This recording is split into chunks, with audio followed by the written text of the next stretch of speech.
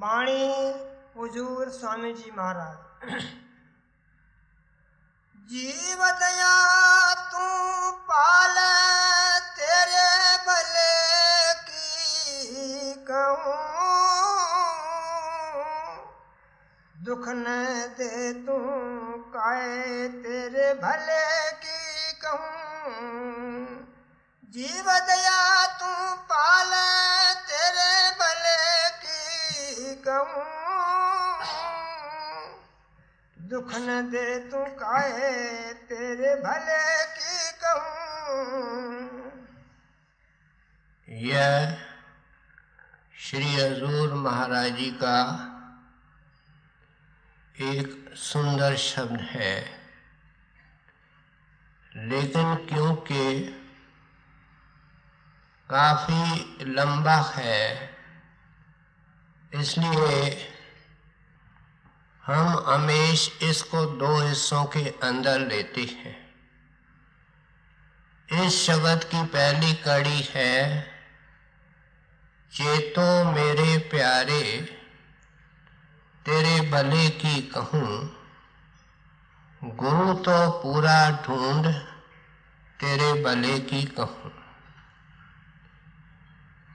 इसका पहला हिस्सा कुछ अरसा पहले हम बुधवार को सुन चुके हैं और दूसरे हिस्से को सुनने लगे हैं। इस शब्द की विशेषता ये है कि प्रत्येक कड़ी के पीछे तेरे भले की कहूँ वचन आते हैं। ये भला क्या है, इसका संत मत के अंदर बड़ा उत्तम अर्थ है।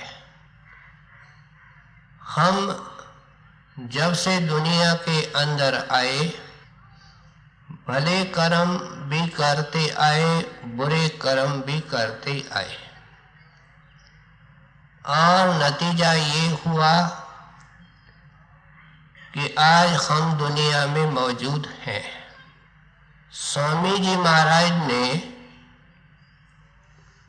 इसको इस तरीके से बयान किया, पाप पुण्य बस विपता भोगी। कहते हैं पाप किया पुण्य किया, लेकिन नतीजा क्या हुआ कि उसके बस हमने विपता और कष्ट भोगा। और पाप पुण्य बस विपता भोगी, नई सतगुर के चरण गहा। ये संतों महात्माओं के चरणों में गया ही नहीं, इसके नसीब में उनकी शरण आई नहीं। इसलिए क्या हुआ कि ये पुण्य करता रहा, पाप करता रहा। दुनिया में नजर फेरने से पता लगता है कि बुरा कितना होता है और उसके मुकाबले में भला कितना होता है। हम कहते हैं दिन ब दिन दुख बढ़ रहे हैं और बढ़ेंगे, क्योंकि बुरे कर्म बढ़ते जाते हैं। लेकिन कहते हैं सतगुर की शरण लेता तो बच जाता। कैसे? अब ये दे मिली कृपा से करो क्या? करो भक्ति, जो कर्म दहा, दहा जलाना। कहते हैं इस बुरे और भले का सिलसिला तोड़ना है, इसको खत्म करना है, तो आपको इनसे ऊपर उठना पड़ेगा और अपने मन को भक्ति के अंदर लगाना पड़ेगा। भक्ति सिर्फ भगवंत के लिए की जाती है। हम लोग महात्माओं के पास जाते हैं तो भी दुनिया की इच्छाएं लेकर के जाते हैं, इसका नाम भक्ति नहीं है। भक्ति कोई बाहर मुखी भक्ति नहीं है। कबीर साहब कहते हैं भक्ति का मार्ग झीना रे, भगवंत अंदर बैठा है और जिस मार्ग से ये आत्मा उस भगवंत के चरणों में जाएगी, लीन होगी, वो मार्ग आंखों से ऊपर है। और कबीर साहब कहते हैं बहुत बारीक है, जिसका इसको पता तक नहीं है, क्योंकि ये संतों के शरण में गया ही नहीं। इसलिए बुरे और भले का जो अर्थ हम लगाते हैं, संत मत में उसका अर्थ है कि अपने आत्मा का भला करना, भगवंत की भक्ति करना और आत्मा को परमात्मा के अंदर लीन करना, गुरु के दया से, अपनी मेहनत से। इसलिए गुरु साहब ने वाणी के अंदर लिखा, जब से बेटे दर्शन साध के, भले दिवस तब आए।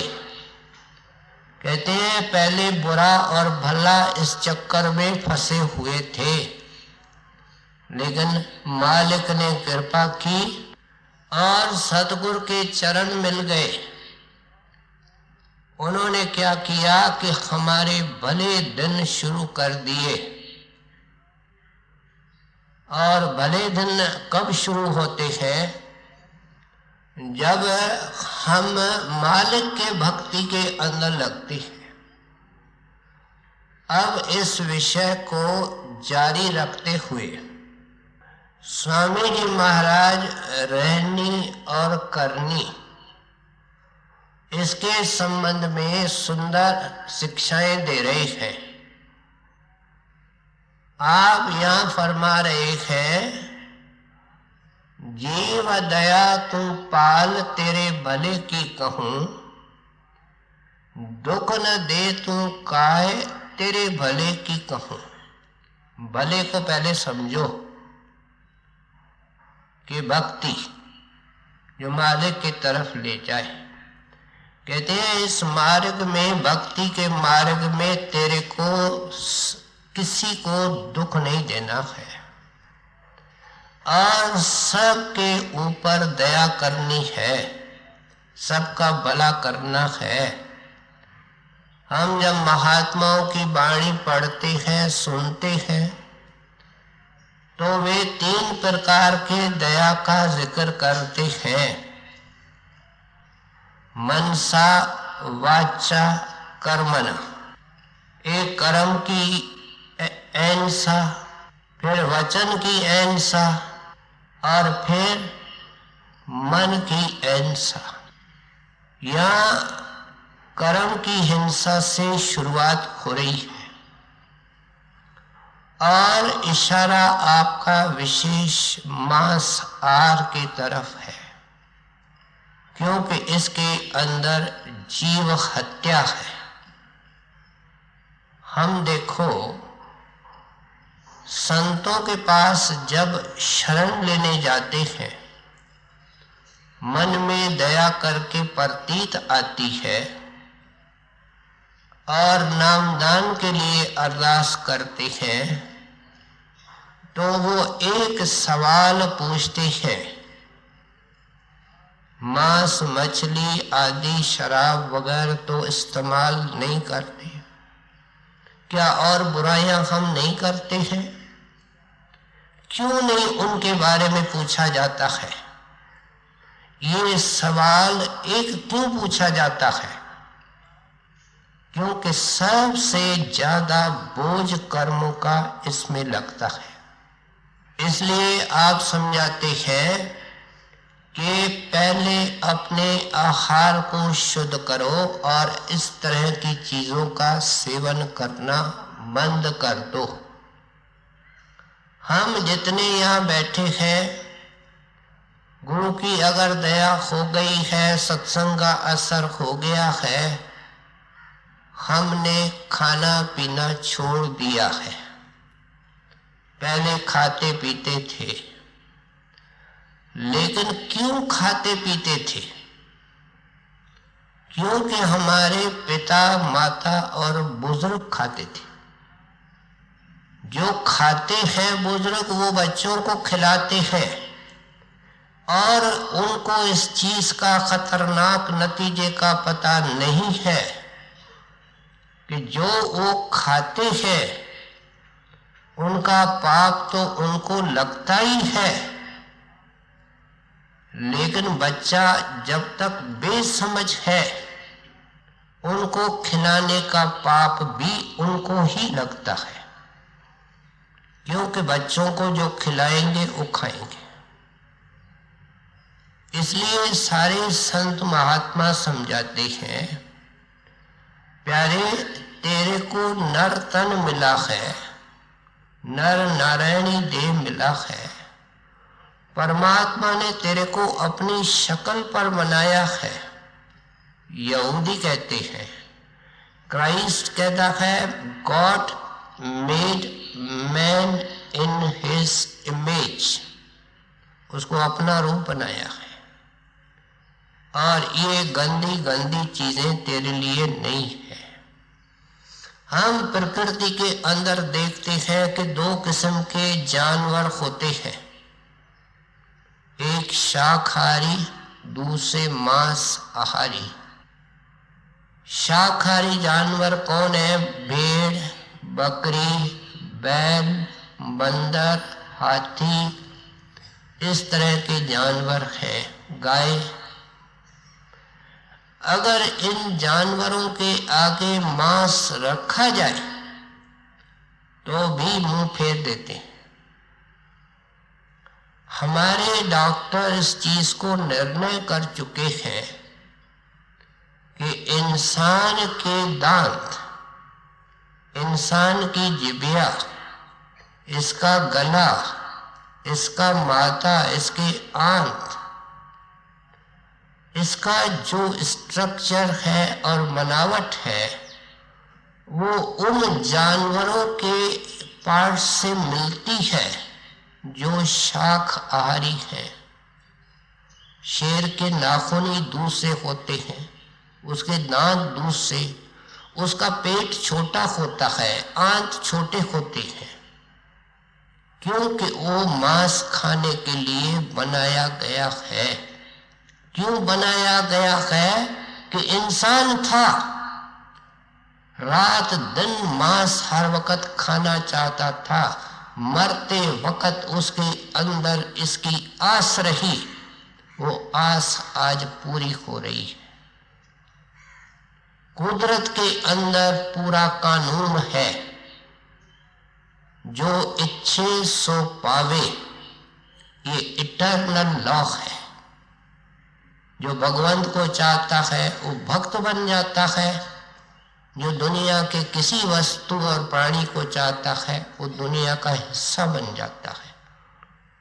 ये सीधा साधा एक नियम है जिसको मोटी अकल से हम समझ सकते। इसलिए संतों ने इस प्रकार के खाने के नतीजे बताए और इसको निषेध किया, इसको वर्जित किया। संतों महात्माओं ने बताया कि पहले तुम बाहरी तौर से देखो कि भगवंत ने तेरे लिए कितने किस्म के अनाज, सब्जियां, फल, मेवे आदि सुंदर चीजें बनाई। कोई जमाना था जब वेस्ट के डॉक्टर कहते थे कि ये खाना, मांस खाना आदि जरूरी है। आज वही डॉक्टर कहते हैं कि पूरी सेहत रखने के लिए फल, सब्जी, डेयरी प्रोडक्ट्स का खाना बिल्कुल जरूरी है, नहीं तो सेहत नहीं रह सकती। फिर मोटी अकल से देखा जाए कि अगर सब्जी को कोई कीड़ा है, फल को कोई कीड़ा है, तो उसको वो नजर आता है। अगर बिल्कुल गल जाया है तो हम उसको फेंक देते हैं, नहीं तो उस हिस्से को हटा करके खाते हैं। लेकिन जब टेबल पर मांस आता है तो क्या पता उस जानवर को क्या बीमारी थी। अब इनके समझ में आने लगा है कि कैंसर, टीबी, खतरनाक बीमारियां उन जानवरों की थी जिनका मांस खा करके इंसान को लग रही है। फिर एक नई बात दुनिया में सुनने में आती है कि कुछ ऐसे लोग हैं जो मांस मछली खाते हैं और बड़े दयावान होते हैं, सत्संगियों से भी ज्यादा कोमल होते हैं। उनको अपने दया और कोमलता का पता उस वक्त लगेगा जब सुबह को उठ करके उस जगह में जाएंगे जहां जानवर काटे जाते हैं। माफ करो, जानवर काटने के लिए वे भेजे जाते हैं जो कमजोर होते हैं और बीमार होते हैं, कुछ तो मरने वाले होते हैं, और पहले उनको भूखा मारा जाता है। भूखा इसलिए कि उनके गोश्त को जब काटा जाएगा तो उनकी चमड़ी अलग करने में आसानी होगी। हमारे ऊपर कोई तलवार खड़ी करके बैठ जाए या खड़ा हो जाए, जो हमारी हालत होगी वो सोचे। क्या हम कह रहे हैं वो दयावान लोग हैं, तो उनको देखना चाहिए कि उस जानवर की हालत क्या होती है। जब एक मिलिट्री के ऑफिसर का खानसामा एक मुर्गी के ऊपर छुरी चलाता है, उस वक्त क्यों नहीं उसका अफसर देखता है कि उस मुर्गी का क्या हाल हो रहा है। आयतों विलायतों के अंदर एक पूरा ये ट्रेड बन चुका है, अनेक फैक्ट्रियां लग चुकी हैं। सब प्रकार के थल और जल और हवा के जीव मशीनों के द्वारा लाखों की तादाद में काटे जाते हैं। बाकायदे जैसे पानी की नालियां होती है, ऐसे खून की नालियां बनी हुई है, और उनका जबरदस्ती चमड़ियों को अलग करके प्रोसेस किया जाता है, मशीनों के द्वारा टुकड़े किए जाते हैं, और फिर उनके अंदर दवाइयां डाल करके डिब्बों में बंद करके सारी दुनिया में ये सामान एक्सपोर्ट हो रहा है। हिंदुस्तान जो महात्माओं का देश है, आज इस व्यापार के अंदर धीरे धीरे ये हिंदुस्तानी आ रहे हैं।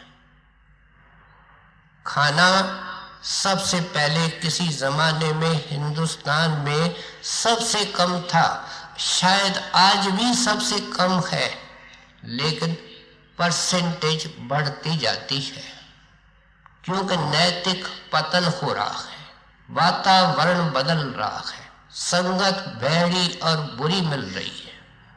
सो इसलिए आप समझाते हैं कि इस तरह की हिंसा करके हम ये जरूर करते हैं कि भाई बकरी है, भेड़ है, इसका मांस लोग खाते हैं, लेकिन कभी ये सवाल पूछा कि जिसने बनाई है उसको प्यारी है कि नहीं?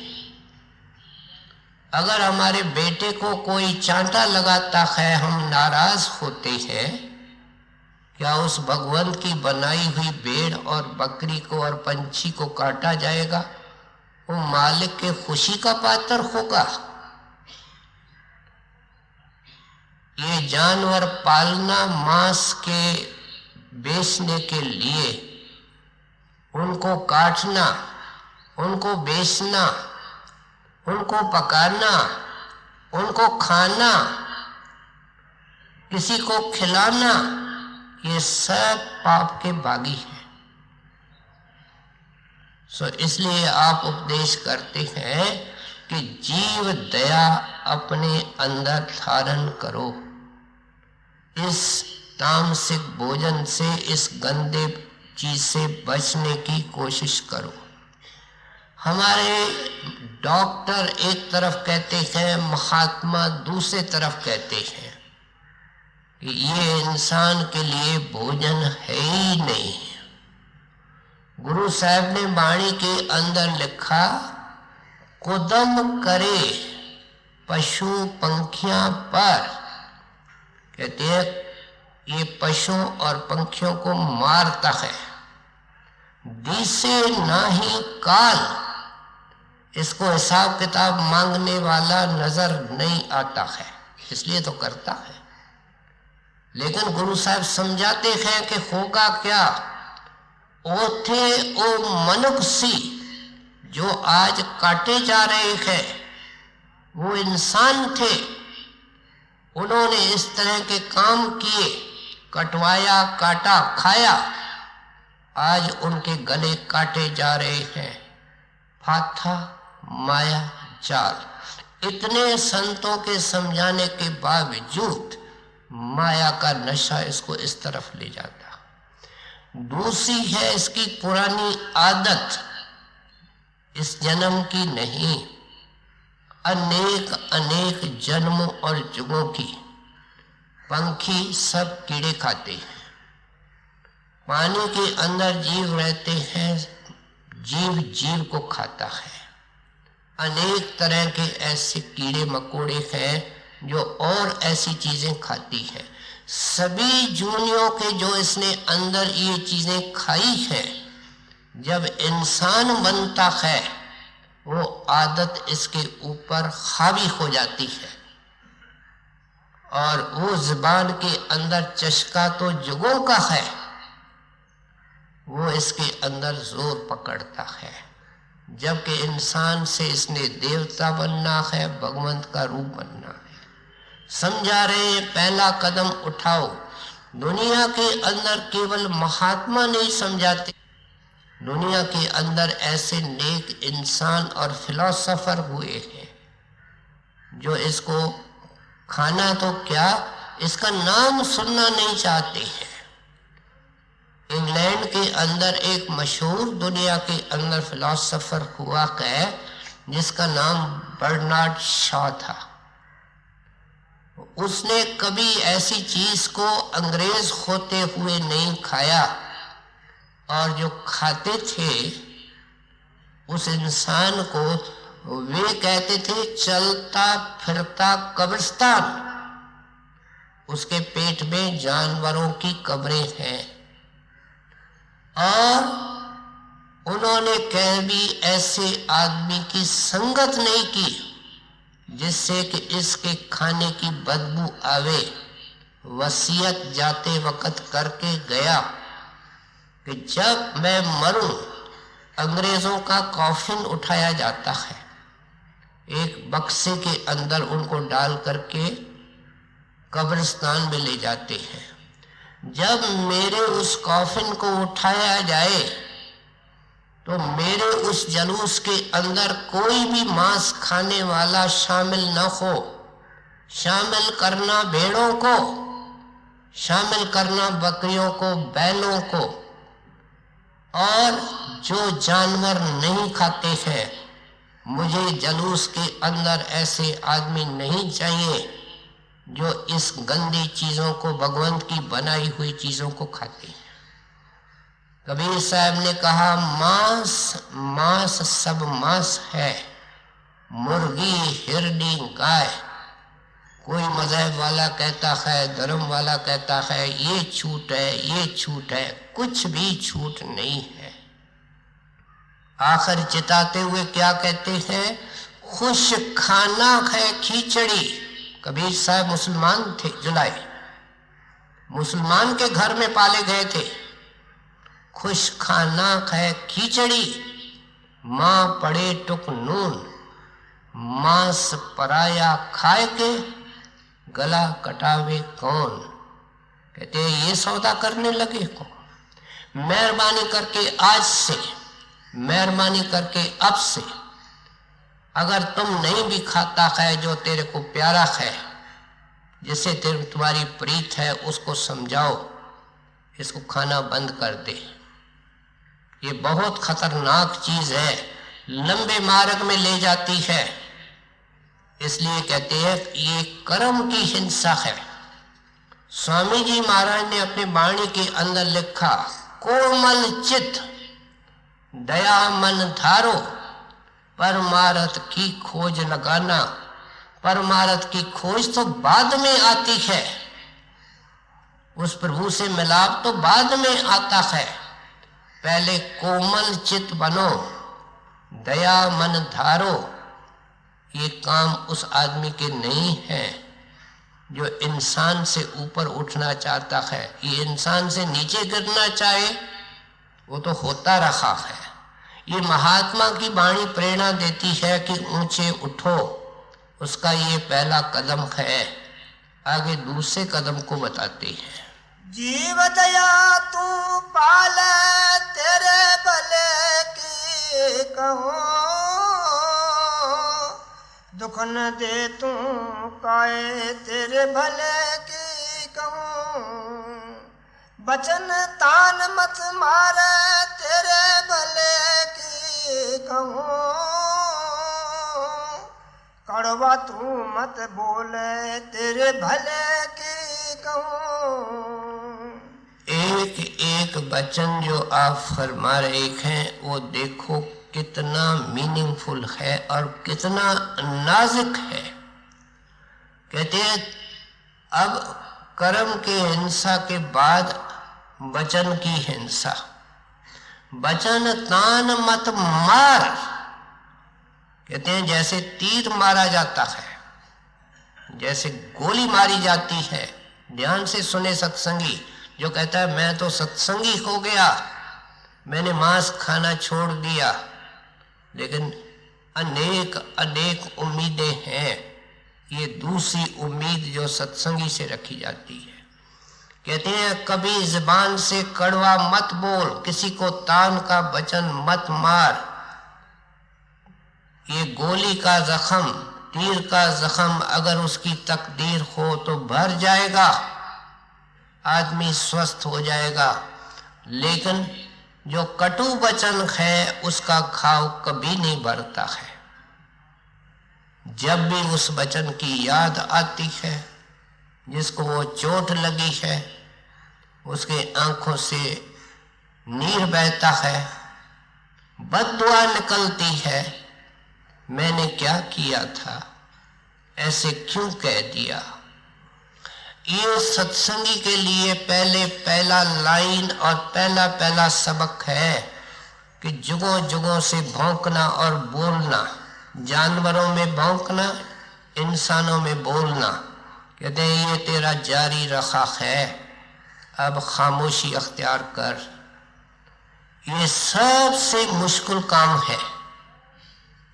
मांस छोड़ना भी इतना मुश्किल नहीं है, क्योंकि ये देखता है कि हर चीज की कीमत लगती है। इसका तो कोई खर्च है नहीं, कोई बिल की पेमेंट होती नहीं है, लेकिन पेमेंट बड़ी जोरदार है। कहते हैं तेरे लिए दरवाजा नहीं खुलेगा, इसलिए तेरे को मीठा बोलना पड़ेगा। तुलसीदास ने हिदायत की, तुलसी मीठे वचन से सुख उपजत चहूं ओर। कहते हैं मीठा बोलने वाला तो उसका हृदय खुश रहता है, लेकिन चारों ओर खुशी की लहरें सुनने वालों के अंदर भी फैल जाती है। यह मीठा वचन, इसलिए कहते हैं मुस्कुराओ, सहन शक्ति रखो। कड़वा कोई बोलता जाए, उल्टा सुल्टा कोई बोलता जाए और खामोशी से उसको कोई सुनता जाए, इसके लिए तो बड़ा अभ्यास चाहिए। ये ऐरे गहरे का काम नहीं है। कितना वो बोलेगा। और अगर सत्संगी है और खामोश रहता है तो जितना खामोश रहता है उतना गुरु के नजदीक होता जाता है। नजदीक इस सेंस में कि वो आराम से भजन सिमरन कर सकता है। वो गुरु का शुक्र करता है कि महाराज जी आपके दया से मैं कुछ नहीं बोला। उसने अपने जुबान मन को गंदा किया, वो जाने, उसकी तकदीर जाने। लेकिन अगर इतनी हिम्मत तेरे अंदर बहन भाई नहीं है तो वहां से हट जाओ। बहस मुबाहिसे के अंदर उलझने की कोशिश न करो, लेकिन कभी भी कड़वा वचन न बोलो। हम जो बोलते हैं हमको ये पता नहीं है कि हमारे जुबान पर कौन कौन से लफ्ज चढ़े हुए हैं। जो दिन भर हम बोलते हैं उसको 1 महीना पहले टेप रिकॉर्ड करें कि हमने इस महीने के अंदर बोला ये है। 10-20 कैसेट बनेंगे, उनको वापस सुने।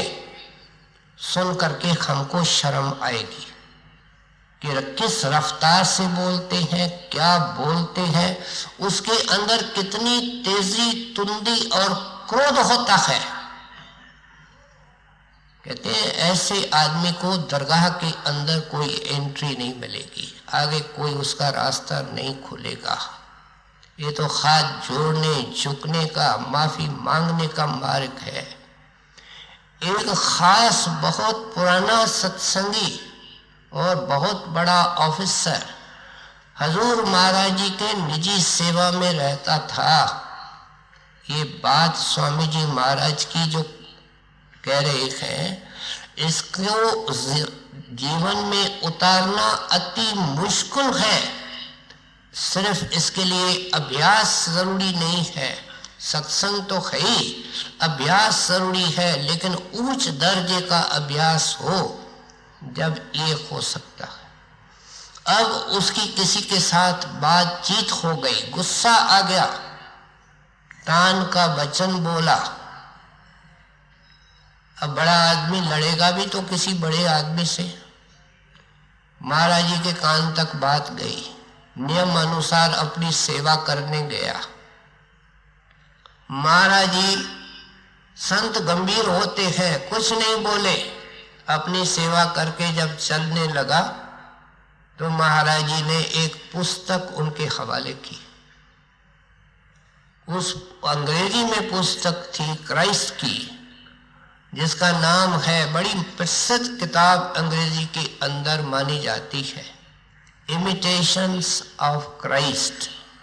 उसमें क्राइस्ट के शिक्षादायक वचन है। और महाराज जी ने एक कागज के टुकड़ी के रूप में एक फ्लैग भी लगा दी थी।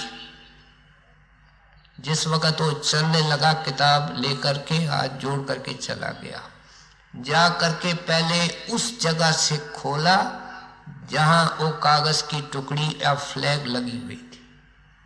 पढ़ना शुरू करता है तो उसमें क्राइस्ट क्या बोलता है कि तेरी सारी जिंदगी की इबादत के ऊपर पानी फिर रहा है। जब तू किसी को कड़वा बोलता है, जिसको तुमने दुखी किया है, पहले उसके पास जा, माफी मांग के आ, फिर मैं तेरी बंदगी और भजन कबूल करूंगा। समझ गए कि महाराज जी को पता लगा है। गया उसके पास, उसी वक्त गया, पांव पड़ा, क्षमा मांगी। कहते हैं ये तो मार्ग ही न्यारा है।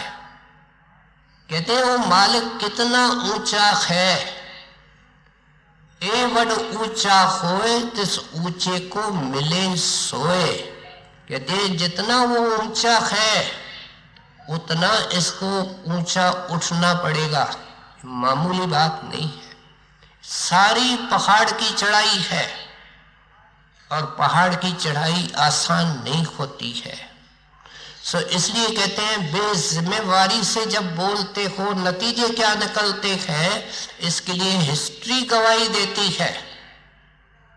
पांडवों ने एक महल बनाया जिसके अंदर धोखा ही धोखा था, और दुर्योधन उसको देखने आया।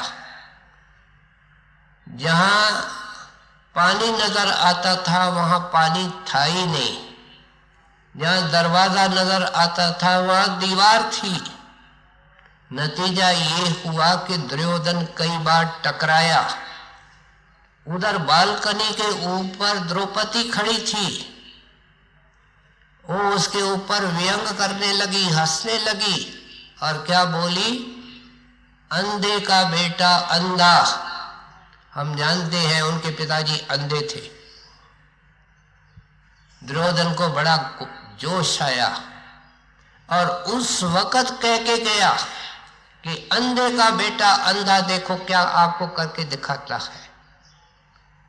हजारों आदमी मर गए, लाखों मर गए, क्या एक गलत वचन का अर्थ निकला।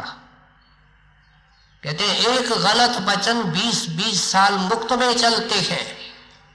इस जैसा मूर्ख और कौन, जब वक़्त से ज्यादा कोई कीमती चीज नहीं है।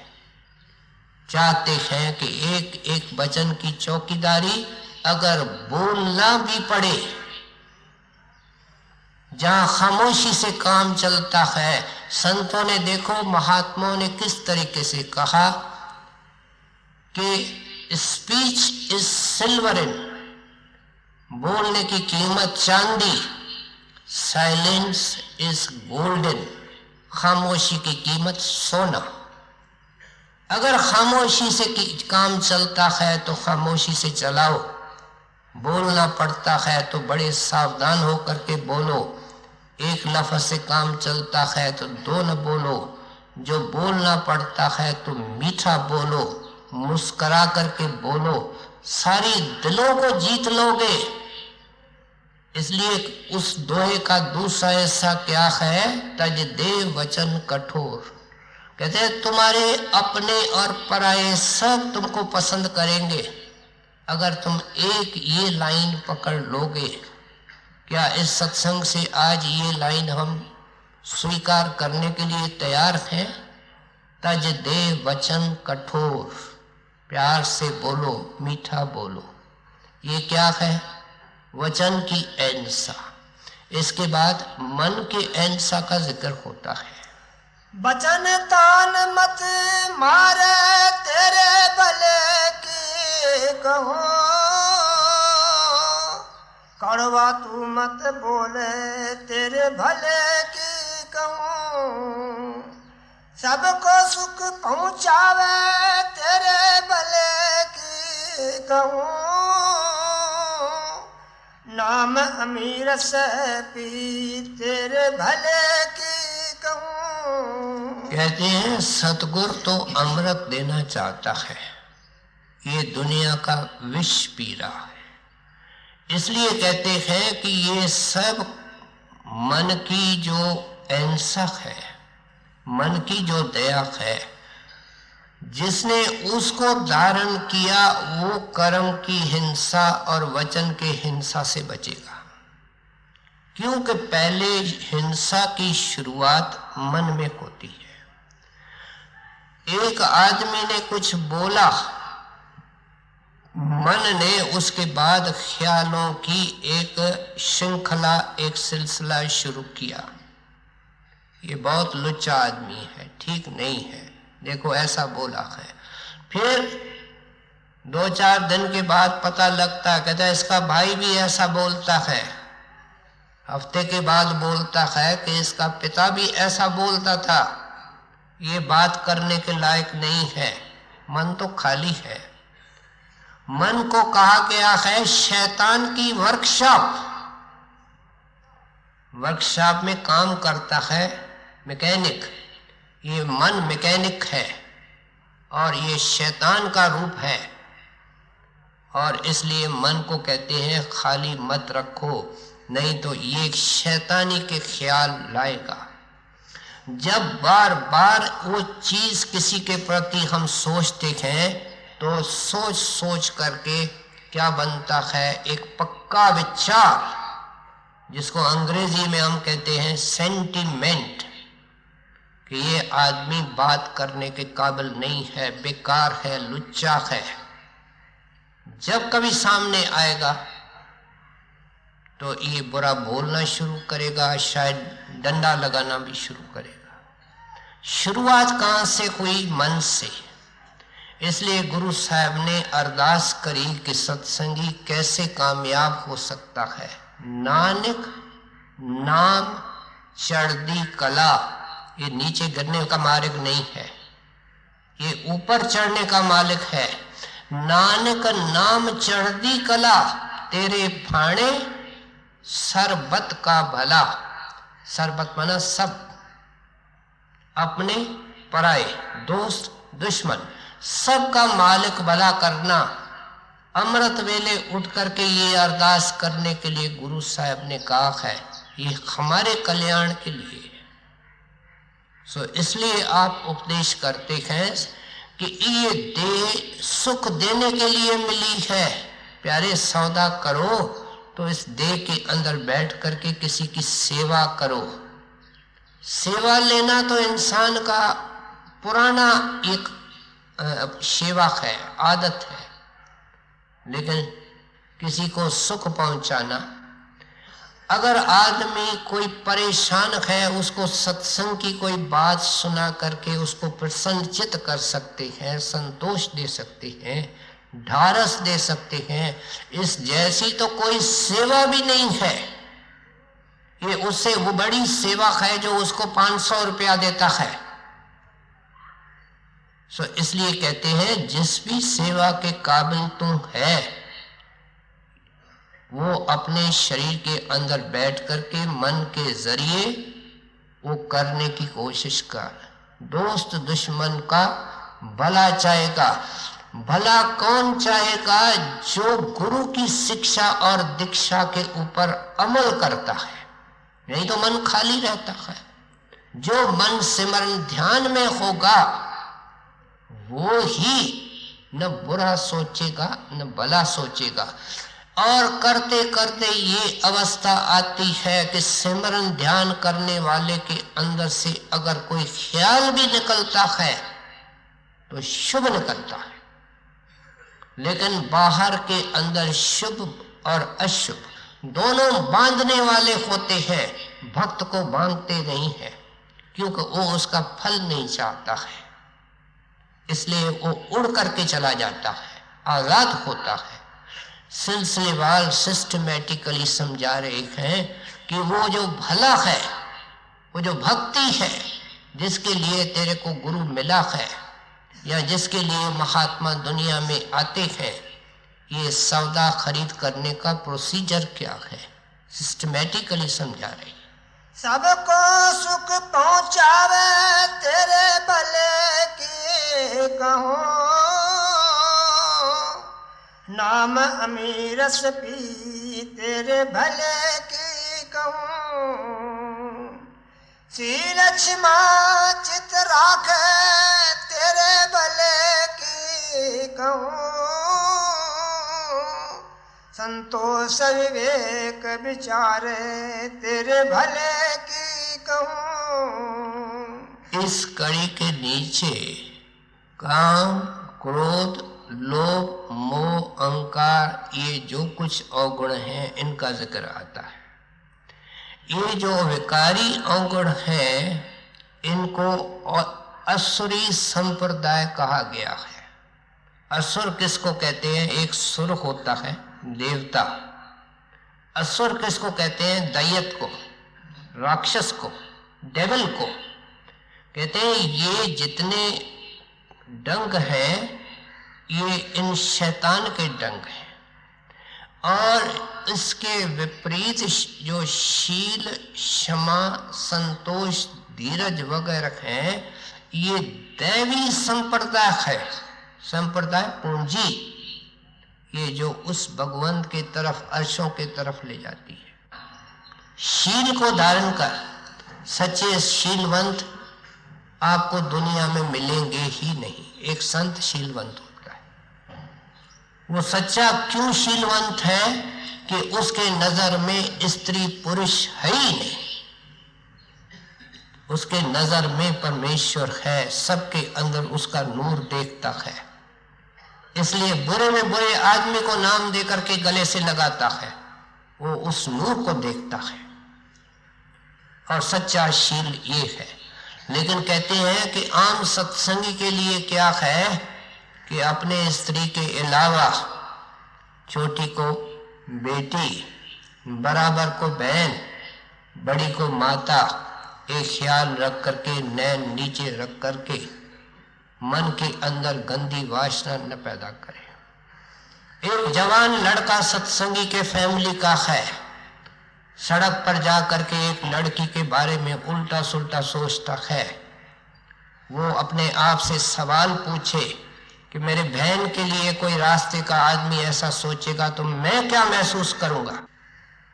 सत्संग में आने का अगर हमको इतना भी लाभ नहीं पहुंचा तो सत्संग में आने का क्या लाभ है। सो इसलिए कहते हैं नजर निर्मल रखो, हृदय पाक रखो, और कभी इसको गंदे गंदे विचारों से, अगर शादी नहीं हुई है तो कठिन परीक्षा है, लेकिन अगर उसके अंदर से साफ सुथरा आदमी निकल जाए तो भक्ति फलदायक होती है। सो इसलिए आप उपदेश करते हैं कि शील को धारण करो, फिर जिक्र करते हैं संतोष को धारण करो। बार बार इन बातों का ही जिक्र आता है, अलग अलग तरीके से अलग अलग लहजे हैं। संतोष क्या है? मन हमेशा असंतोष पैदा करता है, मन निगेटिवली सोचता है, ये अभी तक नहीं है। घर में सोफा सेट लग जाएगा, कहेगा टीवी नहीं है, टीवी आ जाएगी, कहेगा वीडियो नहीं है, फिर कहेगा कि इसके पेंट पॉलिश पूरे नहीं है, फलानी चीज नहीं है, औरत को गहने पूरे नहीं है, क्लब में जाने के लायक नहीं है, शादी के अंदर जाने के लिए सस्ते नहीं है। ये मन की टेंडेंसी क्या बोलेगा? ये नहीं है, ये कभी बोलने वाला नहीं है कि ये मेरे पास है। मालिक आपका शुक्र है। ये है संतोष। अगर सत्संगी सही तरीके से सोचना शुरू करे तो ये इस जैसा, ये राजे महाराजे से ज्यादा भाग्यशाली है, क्योंकि इसका जो दुख सुख है वो थोड़े अरसे का है। ये चक्कर टूटने वाला है, ये सिलसिला खत्म होने वाला है, क्योंकि गुरु बंदी छोड़ मिला है और नाम मिला है। ये घर के जाने का अधिकारी बन चुका है। अगर इस चीज के ऊपर, ये शिक्षा के ऊपर विचार करे, लाखों में एक, 10 लाख में एक, ये भी क्या है? ये भी ओवर एस्टिमेट है। किसी बिरले बड़ भागी को संत अपनी शरण देते हैं। कहते हैं अगर इस बात की खुशी मनावे और संतोष रखे तो मुस्कुराते हुए दुनिया के तकलीफों को फेस करता है, और जो मुस्कुराते हुए फेस करता है उसकी आधे तकलीफें तो गुम हो जाती हैं। डायरी बना में उन चिंताओं की जो इस महीने के अंदर, पिछले महीने के अंदर हमारे अंदर पैदा हुई है, सब बेबुनियाद, क्योंकि मन की ये आदत है कि केवल ये चिंताएं मुफ्त की पैदा कर, पहले आशा पैदा करता है कि मुझे ये चाहिए, फिर उसके साथ चिंता पूरी होगी कि नहीं। लड़की की सगाई बोलता है, विचारता रहता है, सगाई हो गई, लड़की खुश रहेगी नहीं, फिर दहेज देगा, उसके बाद लड़की ससुराल में ठीक रहेगी, लड़का होगा, बीमार तो नहीं हो गया। ये मन की चिंताओं का कीड़ा कभी मरने वाला नहीं, सब मर जाते हैं, इंसान मर जाता है, चिंता का कीड़ा नहीं मरता है, वो इसके कलेजे को काटता रहता है। सो कहते हैं उसकी दवा संतोष है। हमने एक शादी की बात सुनी है, खुदा का भक्त था, लेकिन एक बार इन फकीरों के पास तो होता कुछ नहीं है, गर्मी के मौसम में धूप में चल रहा है, पाँव जलने लगे, कहते खुदा दया करके एक जूता तो दिलाओ। थोड़ा आगे निकला तो एक अपाहज देखा जिनकी दोनों टांगे नहीं थी और क्रंचिस के सहारे, लकड़ों के सहारे चल रहा था, दोनों कानों को पकड़ के तोबा तोबा करता है, खुदा जुत्ती नहीं चाहिए, शुक्र है आपने मुझे 2 सुंदर टांगे दे दी, साबित टांगे दे दी। क्या इस तरीके से सोचा कि हमारे को आंखें हैं और लाखों को नहीं है? क्या ये कान हमारे सुन रहे हैं, लाखों बहरे हैं? क्या हमने ये नहीं सोचा हमारी जुबान बोल रही है, लाखों गूंगे हैं? क्या ये हमने नहीं सोचा कि हमारे हाथ पैर काम कर रहे, बेहिसाब लोगों को कोढ़ है, कुष्ठ है, अपाहज है? कहते हैं क्यों नहीं पॉजिटिव साइड देखते हो? पॉजिटिव साइड देख करके, जो तेरे पास प्लस है उसको देख कर ही नाम की कमाई हो सकती है। शीरछ चित राख तेरे भले की कहूँ, संतोष विवेक विचारे तेरे भले की कहूँ, काम क्रोध को त्याग तेरे भले की कहूँ, लोभ मोह को टारे तेरे भले की कहूँ, दीन गरीबी धारे तेरे भले की कहूँ, संतों से करे प्रीत तेरे भले की कहूँ। अब दो शिक्षाएं दे रहे हैं। कहते हैं दीनता, क्योंकि मालिक का दरवाजा बहुत छोटा है, तू तो हाथी बना हुआ है, ऊंट बना हुआ है। क्राइस्ट ने कहा जिस दरवाजे से तू निकल के खुदा का दर्शन करेगा वो सुई के रोजन से बारीक है। आदमी बूढ़ा हो जाता है, डोरा सुई के सुराख से पा नहीं सकता है, इतना वो बारीक होता है। कहते हैं वो तो केवल बाहर से समझाने के लिए कहा कि राई के दाने से छोटा है, खसखस के दाने से छोटा है, लेकिन है इन सब से छोटा, जिसकी कोई मिसाल ही नहीं है। इसको इनविजिबल कह सकते हैं। बड़ी मेहनत के बाद वो दरवाजा नजर आता है, बड़ी मेहनत के बाद उधर से निकलने के लायक ये बनता है जब सिमरन करके, ध्यान करके सब इच्छाओं को खत्म कर देता है, सब तमन्नाओं का हवन कर देता है, राख बन जाता है, मिट्टी बन जाता है, कुछ नहीं चाहता है। उस वक्त उस दरवाजे से ये निकल जाता है। वो मालिक देखता है कि अगर कुछ संसारी चीज चाहता भी है, जुबान से नहीं बोलता है, दिल से ख्वाहिश भरी हुई है, दरवाजा नहीं खुलेगा। संपूर्ण रूप से दुनिया की इच्छाओं को बुला करके दरवाजा खोलेगा। इसलिए कहते हैं छोटा तो बन, हाथ जोड़ना तो सीख। सत्संग के अंदर नीचे बैठने, किसी भी जगह आप ऊंचे आसन पर बैठो और नीचे बैठो, फर्क महसूस होगा। उसमें दीनता आती है, उसमें अहंकार आता है।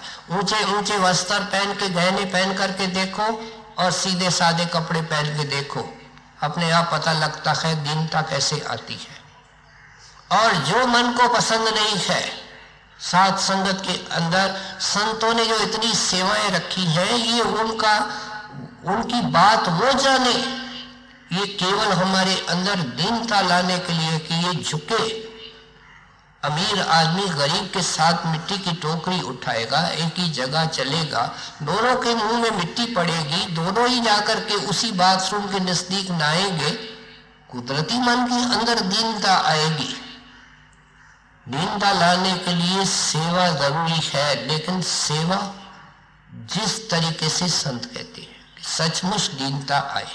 कभी तराजू लेकर के अपने आप को अकेलाई में हमने तोला कि हम सत्संग में गए, उसको 10 साल हो गए, हमारे अंदर कितनी सहन शक्ति है, कितना सब्र है, कितनी नम्रता है।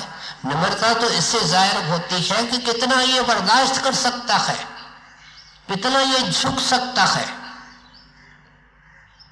कहते हैं बहू बेचारी कहती है कि मैं सब सेवा करती हूँ, सास के पाँव भी दबाती हूँ, सबका कहना भी मानती हूँ, लेकिन ये मेरे ऊपर सिर पर हमेशा चढ़ती है, सबके सामने अपमान करती है। दोनों सत्संगी है। किसके लिए दरवाजा खुलेगा? उस मालिक को क्या कहा गया? दीन दयाल, गरीब नवाज। कहते हैं जो दीन बनेगा, अधीन बनेगा, आजिज बनेगा, छोटा बनेगा, नन्हा बनेगा, और जो बड़ा अफसर होकर के दीनता करता है, अमीर होकर के दीनता करता है, विद्वान होकर के दीनता करता है, उसका तो ये हीरे की तरह गहना चमकता है, मालिक उससे खुश होता है। सो समझा रहे हैं पहली शिक्षा के हाथ जोड़ना, नैन नीचे रखो, विचार ऊंचे रखो, ये संत मत का सार है। और फिर क्या करो? कहते हैं संतों से कर प्रीत तेरे भले के कहूं।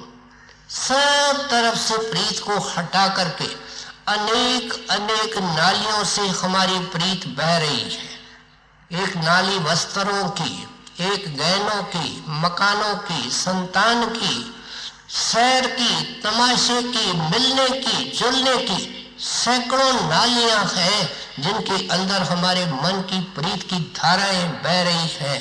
कहते हैं गुरु की प्रीत आवे कहाँ? अंग्रेजों ने बड़े बारीकी से महाराज जी से इस बात के ऊपर सवाल किए हैं कि ये गुरु का प्रेम आवे कैसे। तो महाराज जी उनसे पूछते हैं, दिन भर आपके पास क्या आता है? कहते हैं दुनिया के ख्याल। और क्या आता है? कि दुनिया की शक्लें। कहते हैं उनसे आपका प्रीत है, क्योंकि प्रीत के बगैर तो आ नहीं सकती है, क्योंकि आप सिमरन नहीं करते हो। आप सिमरन के अंदर लग जाओगे, रात दिन उसकी मश्क करोगे, अभ्यास करोगे, तो क्या होगा? जिसका ये सिमरन है उसका ध्यान आएगा। ये नाम किसने बताया था? जिसने बताया था वो स्वरूप आएगा।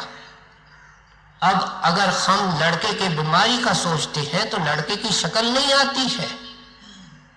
इस तरह से ये ऑटोमेटिकली आता है। न ये सही तरीके से सिमरन करता है, इसलिए न इसको सही तरीके से ध्यान आता है। दर्शन भी इसलिए है, दर्शन का फल ध्यान है। सो इसलिए आप उपदेश करते हैं कि ये जो संतों से प्रीत है वो सब नालियों के अंदर विवेक का पत्थर लगाना है। फना है, मैं भी फना हूं, ये प्रीत भी फना है। और सब नालियों को पत्थर लगेगा तो वो पानी जो सैकड़ों नालियों से बह रहा था वो एक नाले से बहेगा, बड़े नाले से। उसको कहते हैं गुरु का प्रेम, गुरु की प्रीत। इस महात्मा के लाइफ में एक इंसिडेंट आता है। ये जो सुतह संत थे, बने बनाए संत थे, लेकिन पिछले बुधवार को मिसाल दी थी कि दीपक को जलाने वाला, इशारा देने वाला चाहिए। सब चीज तैयार होती है। ये इशारे का काम, जलाने का काम परम संत तुलसी साहब ने किया था। वे आपके पिता और माता के भी गुरुदेव थे, दीक्षित थे वो, उनकी दोनों आत्माएं। बैठे हैं, एक आदमी आता है संदेश लेकर के, बड़े हंस तैयारी कर रहे हैं ऊपर जाने की। हुक्म ये है कि आप जल्दी हाजिर हों। स्वामी जी महाराज को संदेश मिला गुरुदेव का। संदेश मिलते हुए क्या हुआ? उन्होंने जूता नहीं पहना, उन्होंने जेब को हाथ नहीं लगाया, पैसा है कि नहीं है। इस वक्त एकदम घर पर निकल करके उस सड़क पर आए जो हाथरस और जोगिया गांव को जाती थी। पहले तेज चलने लगे, फिर दौड़ने लगे। ये न चलते हैं न दौड़ते हैं, ये शब्द इनको चलाने वाला होता है, ये उसके हवाले होते हैं। 26 मील का फासला है। कैसा मौसम था कुछ सोचे। जब वहां पहुंचे कहने लगे कि अकेले अंदर है और आपकी इंतजार हो रही है। स्वामी जी महाराज ने जाकर के नमस्कार किया, आंखें आंखों से मिल गई, सब खजाने की चाबियां इनको देके चले गए। कहते हैं कि प्रीत में कोई होश नहीं होता है। जितना होश संसार का है उतना होश परमात्मा का उस अनुपात में कम है। जब ये सिमरन ध्यान परिपक्व होता है तो वातावरण का होश नहीं होता है, शरीर का होश नहीं होता है, प्रकाश और शब्द की गूंज आती है।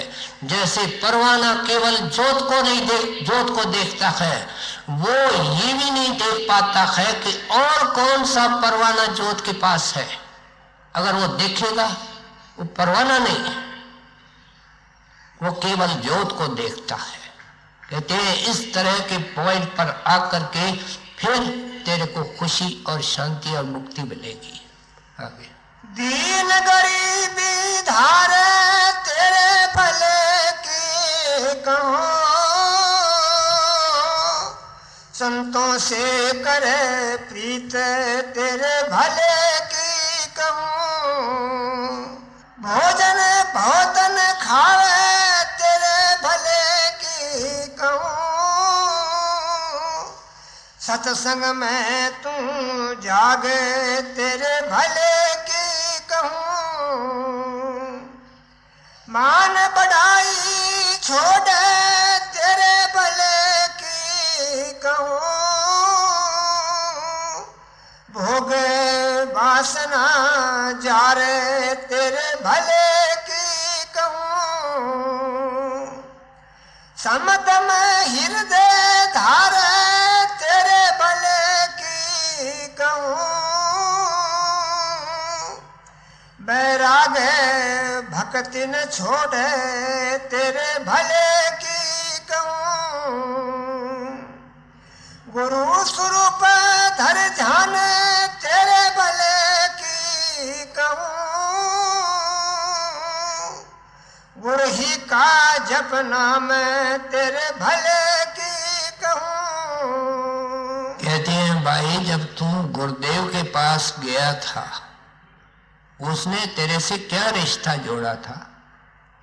खाने पीने का नहीं, लेने देने का नहीं, जात पात का नहीं, माथा टेकने का नहीं, उसने तो एक रिश्ता तेरे से जोड़ा था, वो आत्मिक आध्यात्मिक रिश्ता था। उन्होंने नाम जपने के लिए तेरे को दिया था, तेरे को ये नहीं कहा था कि ये नाम लेकर के ताक पर रख देना, अलमारी में रख देना। बार बार सत्संग के अंदर समझाते हैं, फरमाते हैं नाम की कमाई, रात दिन इंसान कमाई के अंदर लगा हुआ है, एक एक इंसान कमाई के अंदर लगा हुआ है, वो पैसे की कमाई है, क्योंकि सोचता है कि संसार का सुख मिलेगा, पर भारत का सुख कैसे मिलेगा? नाम की कमाई से। सो इसलिए कहते हैं कि सिमरन का अभ्यास करो, 1 घंटा बैठो, लेकिन अगर 1 घंटा बैठते हो तो जिंदगी भर 1.25 घंटा नहीं, 1.25 घंटा, अगर 1.25 घंटा बैठते हो तो 1.5 घंटा, लेकिन गुरु का हुक्म 2.5 घंटे का है। ये फर्ज और ड्यूटी के अंदर आता है। अगर तुम अपना फर्ज नहीं करेगा तो वो भी तेरा इंतजार करेगा कि ये फर्ज कब पूरा करता है। उसे और उम्मीद तुम क्या रखते हो? जो तेरा हिस्सा है। अगर कोई शागिर्द या छात्र उस्ताद को और शिक्षक को ये कहे कि आप मेरी जगह पर ये किताबें पढ़ो और आप मेरी जगह पर इम्तिहान दो, कोई दुनिया में मिसाल है? ये वो काम गुरु को कहता है कि ये भी आप करो, ये इसका काम नहीं है, ये काम सेवक का है, सत्संगी बहन भाई का है, जो बताया जाता है। ये सब काम चुस्ती से करता है, गुरु को छूट देता है। जब गुरु का काम आता है कहते महाराज आप सब करेंगे, हमारे तो जोर की बात नहीं। सब मन के उज़र और बहाने हैं। अगर उज़र और बहाने नहीं होते तो स्वामी जी महाराज ये क्यों लिखते? गुरु ही का दर ध्यान तेरे भले की कहूं, गुरु ही का जप नाम तेरे भले की कहूं। क्यों कहते? हमारे कान के अंदर जाने के लिए, हृदय के अंदर निवास करने के लिए कहते। कोई संतों के वाणी के अंदर ऐसी शिक्षा नहीं होती है जो बगैर मतलब के होती है। कहते हैं तुम अपने तरफ से यत्न करो, पूरा पूरा यत्न करो। एक आदमी को बचाने के लिए हम कितना यत्न करते हैं। माता एक बालक को अपने पांव पे खड़ा होने के लिए कितना यत्न करती है। पूछे अपने आप से, घंटे का हिसाब लगाए, डायरी बनाए, क्या हमने गुरु के नजदीक खड़े होने के लायक इतने घंटे लगाए? बैठे, क्या उम्मीद उससे करते हैं? कॉपी खाली होगी तो कितना भी मेहरबान देखने वाला होगा वो हमको पास कैसे कर सकता है? कुछ लिखेंगे, कुछ उसके अंदर होगा तो वो दयावान अपनी दया जोड़ करके हमको पास कर देगा। ये तो केवल 2.5 घंटा उनका हुक्मान के लिए है। जन्मों जुगों के गुनहगार अभी भी दिन रात गुनाह कर रहे हैं, क्या 2 घंटे से पार होंगे? जिस 2-2.5 घंटे के अंदर 2 घंटे तो दुनिया के ख्याल आते हैं। कहते हैं उनका ध्यान धर के बैठो, जहां प्रीत होगी वो ध्यान आएगा। उस नुक्ते को समझा के आए हैं। सिमरन से ही सारी प्रीत पैदा होगी और सिमरन मन की प्रीत है। संसार कोई मजबूरी ऐसे संबंध नहीं रखती है। मैं बीमार हूं, मैं निर्धन हूं, मेरे पास दुनिया के काम है, इनका सिमरन से कोई वास्ता नहीं। इन सब मजबूरियों के अंदर सत्संगी है, लेकिन नाम जपते हैं, रात दिन जपते हैं और उनके ऊपर मजबूरियां असर तक नहीं करती है। क्योंकि जैसे हजूर महाराज फरमाया करते थे कि बूट पहन लो, कांटे असर नहीं करते हैं। इस तरीके से उनका सिमरन ध्यान इतना परिपक्व हो जाता है कि चिंताएं उनके ऊपर, दुनिया के अधूरे काम उनके ऊपर असर नहीं करते, सार वस्तु पर आए। ये सारी शिक्षाओं का पालन करेगा। हमारा भजन सिमरन क्यों नहीं कामयाब होता है? इसके लिए सब ऊपर वाली कड़ियां हैं कि तुम्हारे बोलने के ऊपर कंट्रोल नहीं, खाने के ऊपर कंट्रोल नहीं। हजूर महाराज तो एक लाइन में सत्संगी का जीवन बताया करते थे। कम खाना, कम सोना, कम बोलना, रात को जागना। क्या याद कर सकते हैं? लिख सकते हैं? अपने दिल की पट्टी पर लिख ले, बार बार याद करें। सत्संग का सारा सार, परमार्थ का सारा सार आ जाता है। कम खाना, कम सोना, कम बोलना, रात को जागना, ये सत्संगी का जीवन है। सो इसलिए कहते हैं जागना, जाग करके भजन करना, सिमरन करना, ध्यान करना। और किसी वक्त वो मेहरबान करेगा कि इसने कोशिश करी है, इसने जी जान लगाया है, इसने बहुत कुछ रोया है, इसने बहुत कुछ पुकारा है। और वो दयावान देखता है कि अब इसको गले लगाओ। जब उसने अंदर बुलाया, गले लगाने का मतलब अंदर बुलाया, दरवाजा ही बंद, खिड़की ही बंद। बंद किसके ऊपर? दुनिया के ऊपर। सत्संगी मिलते हैं, कहते हैं तू अंदर जाता है, मेरी फलानी तकलीफ के बारे में महाराज जी से पूछना। वो सत्संगी ना अंदर जा सकता है, अगर अंदर जा सकता है तो पूछ नहीं सकता है। वहां कोई दुनिया का ख्याल नहीं आ सकता, अगर ख्याल है तो अंदर नहीं जा सकता। इसलिए कई बार जो अंदर जाने वाले होते हैं, बाहर घटनाएं होती हैं, उनको पता तक नहीं होता है। हम तो सोचते हैं भाई अंदर जाने वाले हैं, ये सब कुछ बाहर होता है, वो जानते होंगे। महाराज जी दिन में अनेक बार कहते हैं खुद, मुझे पता नहीं है, मैं नहीं जानता हूँ, इस बात को मैं नहीं जानता हूँ। क्योंकि अंदर तो सारी दुनिया ही भूल जाती है, तो इन बातों की खबर कौन रखे?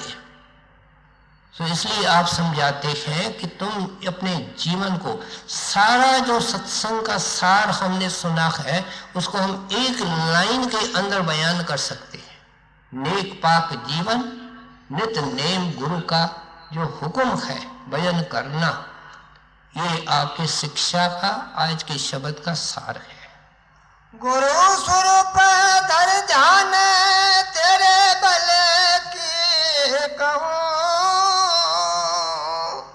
गुरु ही का जपना मैं तेरे भले की कहूँ।